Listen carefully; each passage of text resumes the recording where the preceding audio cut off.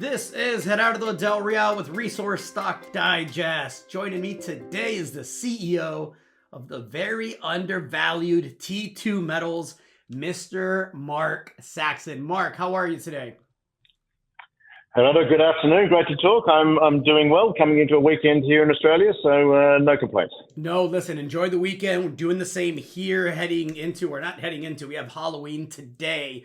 But look, the reason that you and I are chatting is you had a couple of releases here recently, some news. The most compelling piece of news to me is you completed the first field program at the Shanghai Gold Silver Project in the Yukon. And so I mentioned off the top that I think T2 is severely undervalued, and I would love for you to touch on the value proposition, because I know with gold at 4,000 and with silver at $47, $48, copper making new all-time highs, it's getting easy to justify companies running and doubling and tripling in price. That hasn't quite been the case for you yet. I've been preaching to paying subscribers on the publishing side, on the newsletter side of the business, to look for value and to not chase companies, but to look for companies that have management teams that know how to explore, are technically savvy, have multiple projects, and are in good jurisdictions. You check all of those boxes. Can you explain to the fine folks that are listening to this why they should give T2 Metals a look?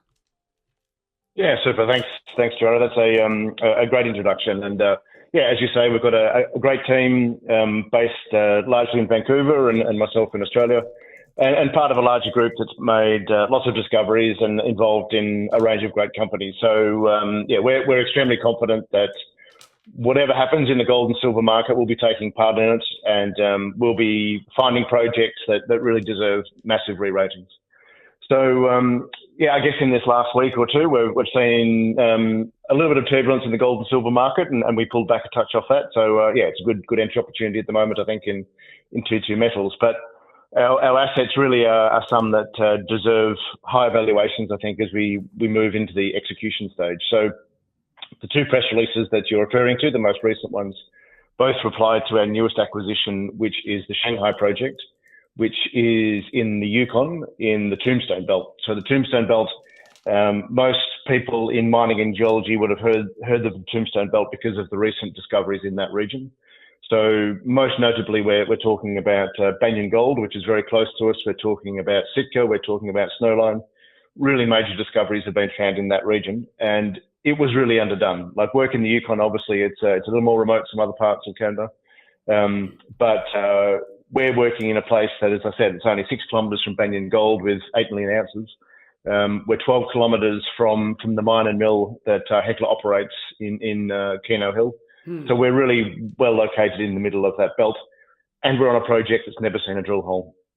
In all directions, whichever direction we head from our project, we've got multi-million ounce mines, and we're sitting right in the middle of that with a project that's got great gold and soil anomalies. It's got some historic mining of silver, and a place that really has been underdone and undertested, and there's some good reasons for that, which we can touch on. No, let's touch on that, and then the $64 million question, right? When does the drill bit start turning? I know that you are very meticulous and methodical about defining your targets, right? You do that as well as almost anyone in the business, and I've known you for coming close to 2 decades now. So what is happening now with the targets, and then when do we get to find out what's there? Yeah, absolutely. And so the project we have acquired, which is Shanghai, and yeah, we can say we're always on the hunt for projects, and Shanghai popped up as one that sort of really caught my eye as the right project in the right place, but underexplored. And we've picked up this project from a very well-known prospector, discoverer in the Yukon named Sean Ryan, and yeah, plenty in the industry will know Sean. Sean's made many major discoveries and sold major projects, and is incredibly passionate about exploration as a business, and yeah, he's a great guy to work with. He's on our advisory board. So Sean picked up this project in 2004, and it was a project that he was always going to come back to and work for himself and for his family. But yeah, progress got in the way, and Sean made some other discoveries, particularly the White Gold District. The coffee project was one of Sean's projects. Discovered and sold some really major projects and development stories. So Sean never made it back to Shanghai. And so just in the last 6 months, he sort of approached us and through mutual friends and said, how about you guys get involved in Shanghai? So Sean has completed more than 4,000 soil samples on the project, had taken some rock samples. And in that soil data, we can see two really strong targets. So one is a definition of a silver trend. So the silver trend is very similar geology to the Keno Hill mines. So we sit in a rock sequence called the Keno Hill quartzite.